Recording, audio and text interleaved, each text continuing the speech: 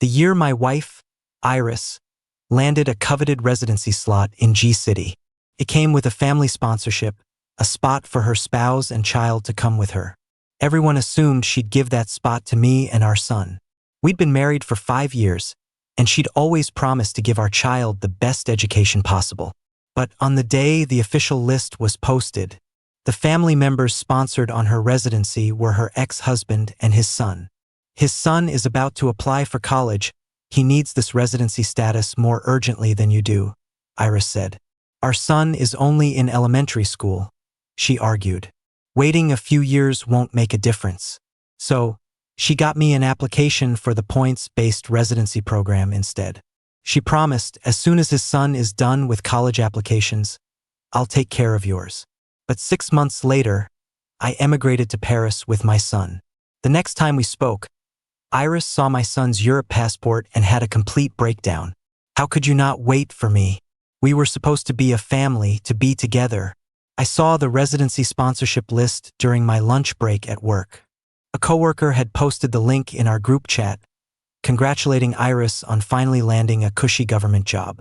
I clicked on it and scanned the names meticulously, from top to bottom, then from bottom to top again. In the column for sponsored family members, 2 names were written crystal clear: Thomas Crane and Cody. Thomas Crane, Iris's ex-husband. Cody, Thomas Hesson.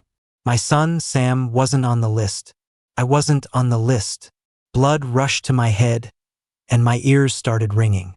I grabbed my phone, bolted out of the office, and hid in the stairwell to call Iris. The phone rang for a long time before she picked up. The background was noisy with chatter, and I could hear someone shouting, "Congratulations, Iris." "Hello, Leo, what's up? I'm kind of busy right now." Iris's voice was laced with impatience. "Iris, I have a question for you. What the hell is going on with the residency list?" "What do you mean? It was approved. I'm celebrating with my colleagues. I'm asking you why Thomas and his son are listed as your sponsored family." I couldn't control my volume, my voice echoing in the empty stairwell. The line went silent for a few seconds. "Lower your voice. What are you yelling about?" she hissed. "I'll explain it to you later." "Explain it to me now. Are you telling me you have no intention of getting residency for me and our son?" "There you go again," she said, her impatience turning to irritation. "Didn't I tell you? Thomas's son, Cody, is about to apply to college. This residency is the most important thing for him right now. Could affect his entire future. And what about my son? Is Sam not your son anymore? Is he never going to go to school? Sam's just in elementary school. What's the big deal about waiting a few years? Can't you be a little more reasonable and understand what's actually important?" I was so angry I had to laugh. "Important? So in your mind, your ex-husband's son is more important than our son. Is that it? Why are you being so irrational? Thomas and I are over. I'm just helping him out for old time's sake. Besides, I'm doing this for Cody. He's such a good student. It would be a tragedy if he couldn't get into a good university because of his residency status." "A tragedy? Iris, you begged me to marry you, promising you'd give me and our child a better life, the best educational opportunities for Sam. Is this what you meant by the best? Giving my son's spot to your ex-husband's kid? When did I say I wouldn't get you residency?" She started to backtrack. "I already got you the application for the points-based program. As soon as Cody's college applications are in, I'll immediately file for you too. It's all planned out, isn't it? The points-based program? Iris, do you have any idea how long that waitlist is? We'll be waiting until God knows when. You have a family sponsorship slot right now, ready to go. But this is a special circumstance. Can't you be a little considerate? I work so hard out there for this family. Can't you just give me a break? Give you a break? You're out on the town with your ex and his son, celebrating your wonderful new life, while I'm at home trying to explain to our child why his mother doesn't want him anymore. What kind of nonsense are you talking about? When did I ever say I don't want Sam? Your actions speak louder than your words." I heard a man's voice in the background ask, "Iris? Who is it? Come on, it's time to cut the cake." It was Thomas. Iris's tone immediately softened. as if trying to soothe me while simultaneously placating him. Okay, I'm really busy. I can't talk anymore. Stop overthinking things. I'll explain everything when I get home tonight. With that, she hung up. I stood there in the stairwell, phone buzzing with the dead line, a chill running through my body. I'd been the frog boiling in a pot for 5 years, and I'd finally felt the water get hot. I didn't go home. I took a cab straight to my mother-in-law's apartment. If Iris wouldn't tell me the truth, her mother definitely knew. When I arrived, my mother-in-law was sitting in the living room, munching on sunflower seeds and watching TV, a cheerful expression on her face. When she saw me, her smile faded slightly. "Leo, what are you doing here at this hour? Aren't you supposed to be at work?" "I'm here to ask about the residency, Mom," I said, getting straight to the point. My mother-in-law spit out a seed husk and spoke slowly. "Oh, that. Didn't Iris tell you?" "She did. She said she's giving the spot to Thomas's son because he's applying to college." "Well, there you have it," she said, pulling the tray of seeds closer to herself. "Iris already explained it to you. Why are you running over here to ask me?" Her attitude was so matter-of-fact, without a trace of guilt. The fire in my gut burned even hotter. "Mom, Sam is your grandson. Who's Cody? What does he have to do with our family? Why should he get to take my son's spot? What kind of talk is that?" "Take?" "Iris gave it to him willingly," my mother-in-law said, her eyes widening. "Besides, that Cody is a pitiable child. Grew up without a mother, and it's not easy for Thomas to raise him all by himself. Shouldn't we help them out? Are we running a charity? Our own lives are a mess, and we're supposed to feel sorry for others?" "Mom, don't forget, Thomas is Iris's ex-husband. His son has absolutely no blood relation to our family." Blood. That's all you ever think about." My mother-in-law slammed the seed tray on the table. "Iris feels guilty and wants to make it up to them. What's wrong with that? As her husband, can't you be a little more gracious? Do you have to make a huge scene over such a small thing and turn the whole family upside down? A small thing? Mom, this is about my son's entire future. You call that a small thing? How is it about his entire future? Sam is just a kid. What's the problem with waiting a couple of years for his residency? Is it going to ruin him? You're just selfish, only thinking about yourself and your son. You never think about Iris." "I'm selfish." "I've been married to her for 5 years, crammed into a tiny 500 square foot rental, and when have you ever heard me complain? I scrimped and saved, never even buying myself new clothes, and put all that money toward her part-time master's degree and all her certifications. And for what? For this day. I waited forever for her to finally make it, and what's the first thing she does? She turns around and gives the biggest prize to someone else. How dare you say that?" My mother-in-law shot up, pointing her finger at my nose. "The money you spent was all earned by my daughter. She feeds you, she clothes you. Isn't that enough? Now you think you can dictate her life choices? Let me tell you something, Leo Bates. Iris runs this house. What she decides goes. Your job is to just go along with it." Just then, the door opened. Iris was back, her face flushed from drinking. When she saw me, her expression darkened. "Leo, what are you doing here, making a scene?" My mother-in-law rushed over to her as if she'd found her savior. "Daughter, you're back. Look at this husband of yours." I tried to reason with him, but he just wouldn't listen. He keeps saying you've wronged him, that our family has wronged him, making a huge fuss over a residency spot. Iris looked at me, her face a mask of exhaustion. "Can you just stop it? I was celebrating with my colleagues. It's important for work. But you? First, you call and yell at me, and now you're here yelling at my mom. What is it you really want?" "What do I want?" "Iris, I just want what belongs to my son. I told you it's temporary. As soon as Cody's college applications are done, it'll be your turn. Why won't you listen? I don't believe you." "Esther here." "I need a straight answer from you today. Are you going to change the names on the sponsorship or not?" She probably felt like she was losing face, especially in front of her mother. I said no, and I mean no. It's already been decided. Making a scene won't change anything. Fine, Iris. You said it. I looked at her, Then at her mother standing beside her and said, "Word by word, you're going to regret this." Regret it? Let me tell you, Leo, the best thing I ever did was help Cody. The thing I regret most is marrying you in the first place. My mother-in-law chimed in, "Exactly. He brings you no luck at all. Just dead weight holding you back." Watching the two of them, a mother-daughter duo singing the same tune, the last bit of warmth in my heart vanished. I didn't argue anymore. I just turned and walked away. Behind me, I heard Iris's irritated voice. "Where are you going now? Don't be crazy. It's late." I didn't look back. Crazy? Yes, I was crazy. But my madness was just beginning. I went back to our tiny 500 square foot rental. The apartment was small and cluttered, feeling cramped and oppressive. Sam was already asleep, his little body curled up on the bed, sleeping soundly. I sat on the edge of the bed, watching his peaceful face, my heart twisting in knots. Why should the son I had poured my entire being into raising have to step aside for some stranger? Iris made it sound so simple, just wait a few years. But the city's policies changed every day.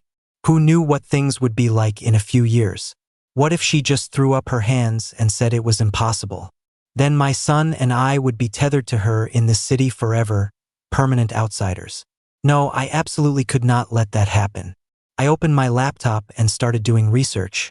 Immigration, moving abroad, studying overseas. As I went through the information, my path became clearer and clearer. Paris. My close friend Mike had moved there on a skilled worker visa a couple of years ago. He said the environment was great, the benefits were good, and it was especially friendly to children. I found his contact info and gave him a video call. He was surprised to see me. "Leo? What's up? Why the sudden call?" I didn't beat around the bush. I told him everything about Iris and the residency situation. He was furious. Is this woman out of her mind? She has her own son but wants to raise her exes? And you're a fool for putting up with her. Why are you still with a woman like that? I'm planning to divorce her, I said calmly. I wanted to ask you, is it realistic for me to emigrate to Paris with my son? Mike paused, his expression turning serious. Leo, have you really thought this through? This is a huge deal. I've never been more sure of anything, I said, looking at his face on the screen. I can't let Sam's future be ruined by Iris, and I can't keep wasting my own life like this. Mike was quiet for a moment, then nodded. All right, since you've made up your mind, I support you. I'll talk to the immigration consultant I used and see what the fastest way is for your situation. Money isn't an issue, I said. I owned a small apartment that my parents had bought for me before I got married. It wasn't big, but in our hometown it was worth a good $100,000. That was my leverage. Okay, I'll get in touch with them as soon as possible. But what about your end? Are you just going to tell her straight up? No, I said, shaking my head. If I tell her now, she'll definitely try to stop me. I need to get everything squared away before I let her know. I needed time. I needed to be left alone.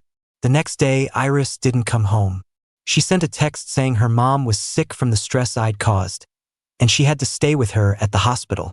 At the end of the message, she called me a heartless bastard for not even sparing an old woman. I looked at the text without a flicker of emotion. Perfect. With her out of the house, it would be even easier for me to get things done. I immediately contacted a real estate agent in my hometown and asked them to sell my apartment. I had only one condition: a full cash offer as quickly as possible. Then, I requested a long leave of absence from work, citing a family emergency. I took Sam and went back to my hometown. My parents were livid after I told them what happened. That damn woman. We never should have let you marry her. My dad immediately wanted to call Iris and give her a piece of his mind. I stopped him. Dad, don't. Yelling at her won't do any good, it'll just make her suspicious. Right now, I need your help. I laid out my entire plan. My dad listened, silent for a long time, and then let out a deep sigh. All right, since you've decided, your mom and I support you. If you need more money, we'll help you pull it together. It's enough, Dad, I said, my eyes getting a little misty. Selling the apartment will be enough. In the following days, I threw myself into the immigration preparations. contacting the consultant, gathering documents, getting all the necessary paperwork for Sam. Everything was done in secret. Iris would call occasionally, her tone still nasty, demanding to know why I wasn't back yet and asking if I was trying to destroy our family. I would just say calmly that my dad wasn't feeling well and I needed to stay and take care of him for a few more days. She didn't press further, probably thinking I'd run home to mommy and daddy and couldn't stir up any real trouble. All her energy was focused on waiting on her mother and sucking up to Thomas and his son. That was exactly what I wanted. The more she ignored us, the more smoothly my plan progressed. I watched as the immigration application moved forward, step by step. I watched as the sales contract for the apartment was signed. I watched the numbers in my bank account. I knew that freedom for me and Sam was close. A month later, the money from the sale of the apartment was in my account. I also got good news from the immigration consultant. My initial application had been approved, and I could soon move on to the next stage. Everything was happening faster than I could have imagined. I took Sam and returned to G-City. Iris had moved back into the rental from her mom's place. She didn't look happy to see me. "So you decided to come back? I thought you died back in your hometown." "My dad's feeling better, so I came back," I said calmly, putting my things away. She probably thought I'd surrendered, because her attitude softened a bit. "Don't hold a grudge against my mom. That's just how she is. In a couple of days, buy her something nice, come with me to see her and apologize. We can put this all behind us." I didn't say anything. The thought of me apologizing was laughable.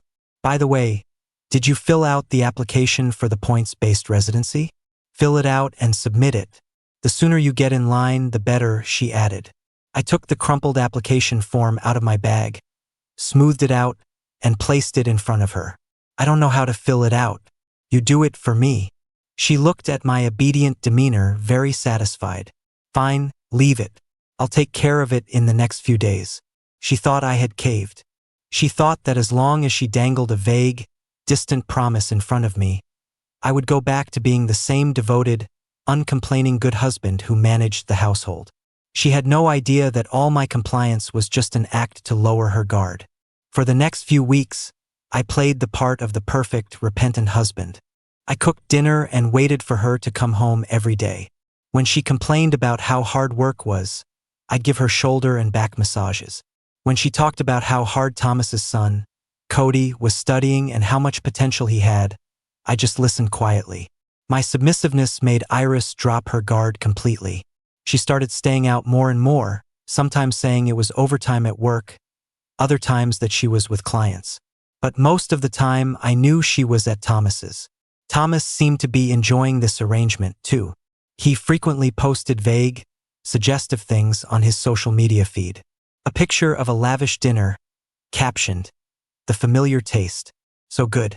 Or a picture taken from the passenger seat, showing a corner of the steering wheel with the parking permit from Iris's company. He was provoking me. My coworkers saw it too, and some of them tiptoed around the subject with me. I would just smile. "She's busy with work, a lot of socializing." Everyone thought I was weak, pathetic. Only I knew what I was waiting for. I was waiting for an opportunity, a chance to get myself and Sam out of this swamp for good. The opportunity came soon enough. The immigration consultant notified me that my medical exams and interview were passed. All I had to do was wait for the final visa stamp and we could leave. At the same time, Iris got news that she was being sent on a month-long business trip to a branch office in another city. Before she left, she handed me the filled-out residency application. "I've already submitted it for you, so just wait patiently. While I'm gone this month, you take good care of Sam, and don't cause any more trouble for me." She patted my cheek, like you would a pet. I nodded and gave her a gentle smile. "I know. Have a safe trip." She walked out, dragging her suitcase, full of ambition. She thought she was heading off to build her career, to return to a life where she could have it all. She had no idea that when she left, she would never be able to come back to this home again. The day after she left, I received our passports with the Europe visas affixed inside. I immediately booked tickets for a flight to Paris 3 days later. I didn't go to work to resign in person, I just sent a text to my boss. I sold off every piece of furniture and every appliance we owned. I cleaned the rental apartment that had been my prison for 5 years until it was spotless, leaving no trace that we had ever lived there. I packed only 2 suitcases. One held clothes for me and Sam, the other held all my savings and our official documents. On the day of our departure, I dressed Sam in a new tracksuit. Sam, Dad's taking you to a really fun place. Okay? More fun than the amusement park? He asked, tilting his head up at me. Yes, more fun than the amusement park. We're going to a big, big house with sunshine and a grassy lawn, and no one will ever bully us again. He nodded, not quite understanding, and happily took my hand. Standing at the airport's floor-to-ceiling windows, I watched the planes taking off and landing. My phone rang. It was Iris. I silenced it and didn't answer. I knew she was just calling to check up on me, to ask what her son and I were doing. I imagined the look on her face when she returned in a month to an empty apartment. It was going to be spectacular. I took Sam's hand and walked toward the boarding gate. Ladies and gentlemen, the flight to Paris is now boarding. The sweet voice of the announcer echoed through the terminal. I glanced back one last time at the city where I had lived for 5 years. Goodbye, Iris. Goodbye to the miserable first half of my life. The plane landed at Paris International Airport. The moment I stepped out of the cabin and took my first breath of fresh, clean air, I felt my entire body relax. Mike was already waiting for us at the exit. He gave me a huge hug. Welcome to the new world, Leo. He had arranged everything for me, rented an apartment, contacted a school for Sam. My new life started more smoothly than I had imagined. Sam was incredibly adaptable. The diverse environment at his school helped him make new friends quickly. Back home, he had always been a little timid. Iris's chronic neglect and my mother-in-law's constant criticism had taken a toll on him. But here, he smiled more and more, and his confidence grew every day. As for me, after getting us settled, I started planning my own future. I signed up for a language class and began looking into small business opportunities. I got a new Europe phone number. Unable to reach me, Iris could only send me messages on WhatsApp. She started to sense something was wrong on the 3rd day of her trip. Leo, where are you? Why aren't you answering your phone? I called your parents and they said you took Sam and went back to your hometown? What are you trying to pull now? I'm warning you. Get your ass back here right now. Did you sell everything in the apartment? Leo, are you insane? I didn't reply to a single message. A month later, she returned from her business trip. She sent me a video. In the video was our empty rental apartment. Her voice in the recording was a shriek. Leo, where the hell are you? You emptied my home. You just wait. Immediately after, a WhatsApp call came from my mother-in-law. I answered. Leo, you godless man. You took all the money and ran, didn't you? My daughter's hard-earned money. Where did you take it? You get yourself back here right now. Mom, that was money from the sale of my premarital property. It has nothing to do with your family, I said coolly. You bastard. Where did you take Sam? He's our grandson. You bring him back. Sam's last name is Bates now. He has nothing to do with your family anymore. With that, I hung up. They started frantically messaging and calling me. I set all their numbers to silent. Occasionally, I would glance at their messages to see what new insults they'd come up with. It was just the usual venomous curses and impotent rage. Iris even went to my hometown. My parents, as I had instructed, just told her they didn't know anything and couldn't contact me. They couldn't find me and they couldn't find Sam. They were like 2 headless flies buzzing around. I knew they wouldn't give up easily, but there was an entire Pacific Ocean between us. No matter how angry they were, they couldn't hurt me anymore. My new life was busy and fulfilling. I soon received my maple leaf card. According to the rules, after living here for a certain number of years, Sam and I could apply for citizenship. The day I got my permanent residency, I took Sam out for a celebratory dinner. He held up his glass of juice and, with a serious expression, said to me, "Congratulations, Dad." I smiled and ruffled his hair. "Congratulations to you, too, my little warrior. Our good life was just beginning." 6 months later, Sam successfully obtained his Europe passport. The blue cover was new and crisp. I took a picture of him holding it, smiling so wide his eyes narrowed into slits. I set the photo as my WhatsApp profile picture. I knew that Iris would definitely see it. Sure enough, not long after, a video call came through. It was Iris. It was the first time I had answered her call since I left. When her face appeared on the screen, I was taken aback. She had lost a lot of weight. Her eyes were sunken, her face gaunt. She radiated an air of exhaustion and frustration. "Leo, you finally decided to answer my call," she said, her voice hoarse. "What is it?" I asked, leaning back on the couch, my tone calm. She noticed my surroundings, the spacious, bright living room, the green lawn visible through the picture window. Her eyes narrowed. "Where are you?" "Someplace you'll never find." "You," she looked like she was about to curse but held it back. She had seen my new profile picture. "What's that in your profile picture? What is Sam holding?" "Passport," I said succinctly. "Passport?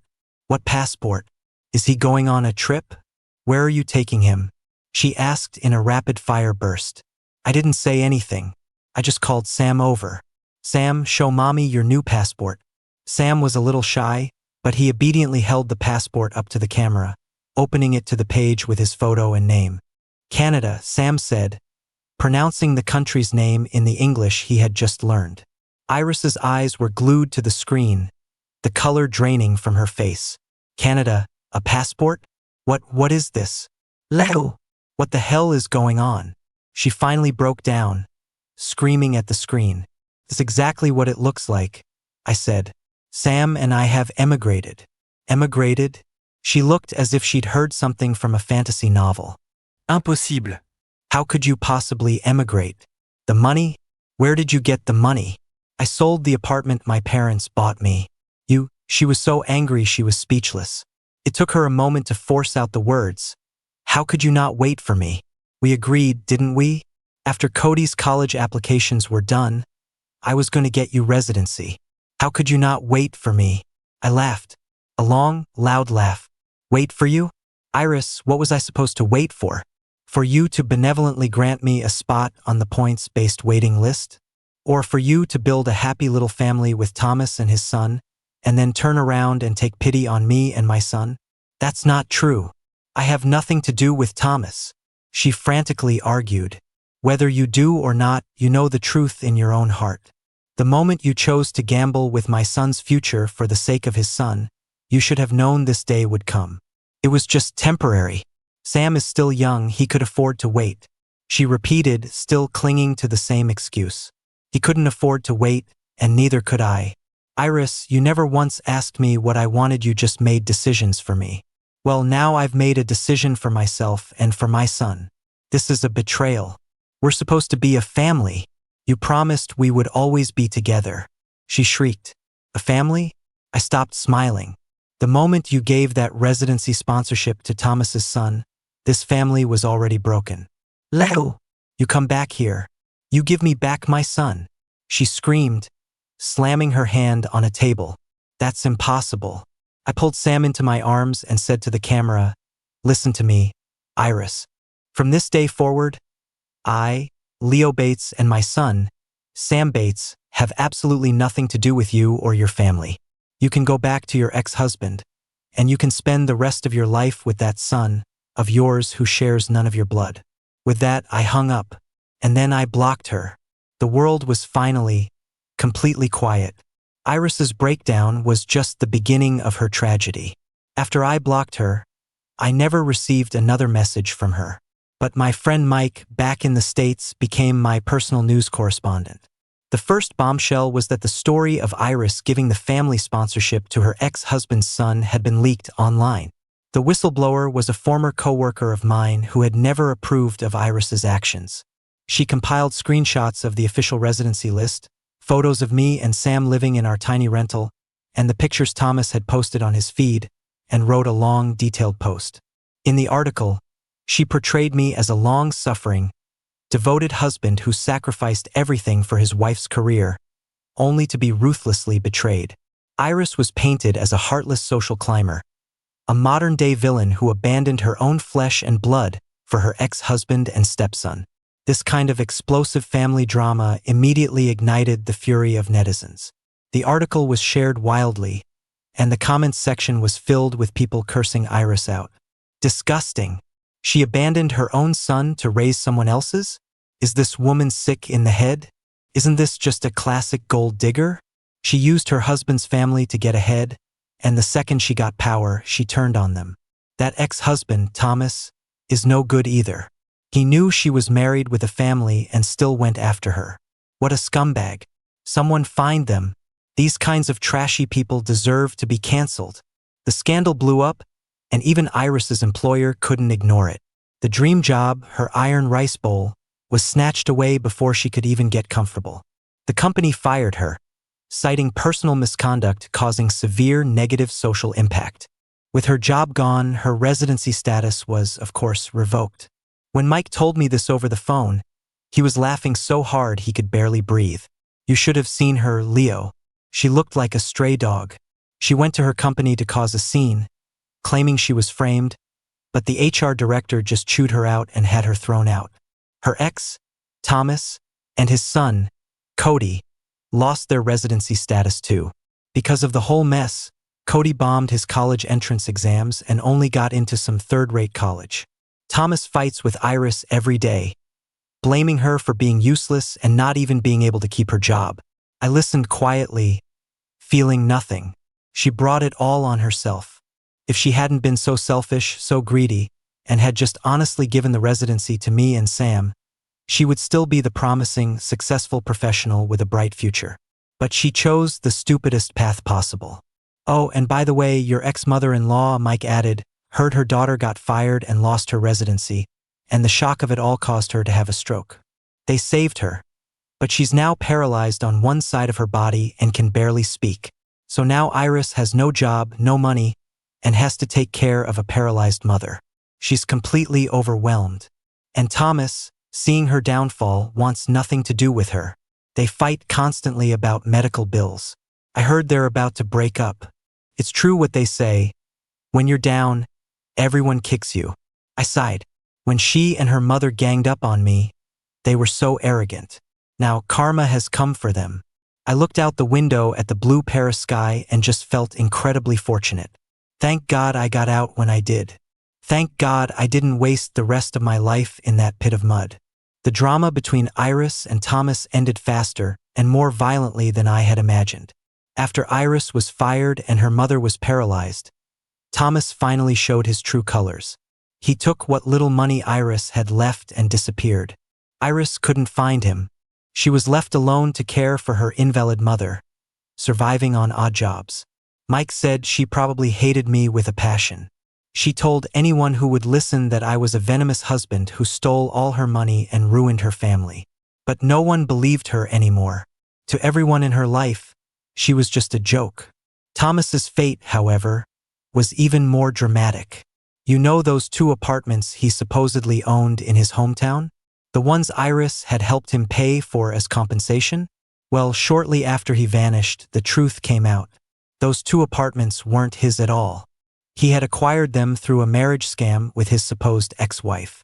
His ex-wife was actually just his long-term mistress. The 2 of them ran a scheme where Thomas would marry wealthy single women, find ways to transfer their assets into his name, and then divorce them, taking half the property. Cody wasn't his ex-wife's son, he was the son he had with his mistress. He had divorced Iris in the first place because he thought she was too poor and couldn't give him the life he wanted. The only reason he came back to her this time was because his mistress had racked up huge gambling debts and was on the run from loan sharks. He was desperate and thought of Iris, his reliable, easy-to-manipulate backup plan. He had planned to use Iris's residency and stable job to secure a foothold for himself and his son, wait for the trouble to blow over, and then figure things out. Who knew my actions would cause Iris's downfall as well? The best part is, his mistress owed a ton of money, and when the creditors couldn't find her, they followed the clues and came after Thomas. He sold the 2 apartments he scammed to pay off the debt, but it wasn't nearly enough. Now guys are showing up at his door every day, splashing paint, writing threats on his walls. He's too scared to even leave his house, Mike said, his voice full of glee. Then, out of desperation, he actually went back to find Iris. He lied to her, said Cody was diagnosed with a serious illness and needed a huge amount of money for surgery. He wanted Iris to take him back for old time's sake and, while she was at it, help him pay off his debts. Couldn't help but laugh at that. Those two were a match made in heaven, a pair of idiots. And then, I asked, and then Iris, who was already furious at losing everything because of you, had nowhere to vent her anger. She heard Thomas's story, remembered how he'd stolen her money and run off, and all that old and new hatred just exploded. She completely lost it on him. They got into a huge fight over money. In the chaos, Thomas grabbed a fruit knife from the table and accidentally stabbed her. It wasn't a fatal wound, but she bled a lot, and it was enough for an assault charge. Mike sighed dramatically. So now, Thomas is facing charges for assault, and on top of that, the old marriage scam case was reopened. With multiple offenses, he's probably going to be inside for a good few years. As for Iris, even though she's the victim, her reputation is completely ruined. No job, no family, her mom's an invalid, and she herself got stabbed. It's about as miserable as it gets. What goes around comes around.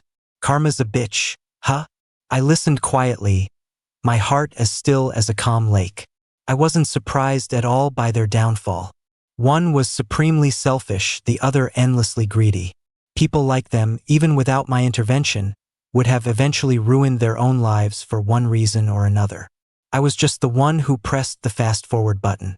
By the way, Mike said, your ex-mother-in-law, now paralyzed and with no one to care for her, had someone get in touch with me. She wants to know if you, for Sam's sake, would be willing to send her some money for her retirement. I laughed. Tell her Sam's last name is Bates. He has nothing to do with her family anymore. You got it. That's all I needed to hear.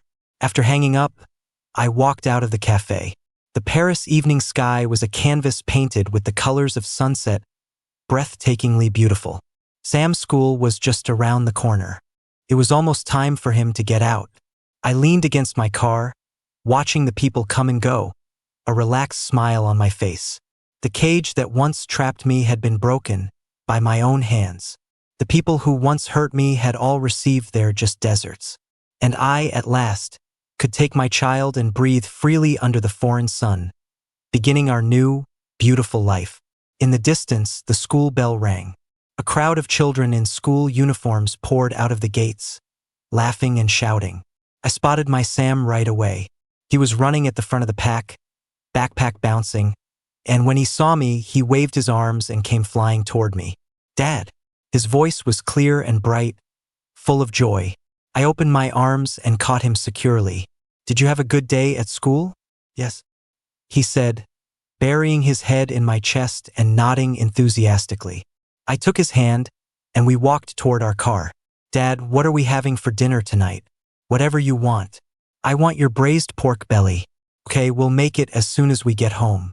Two figures, one large and one small, cast long shadows in the warm glow of the setting sun. Warm and unwavering.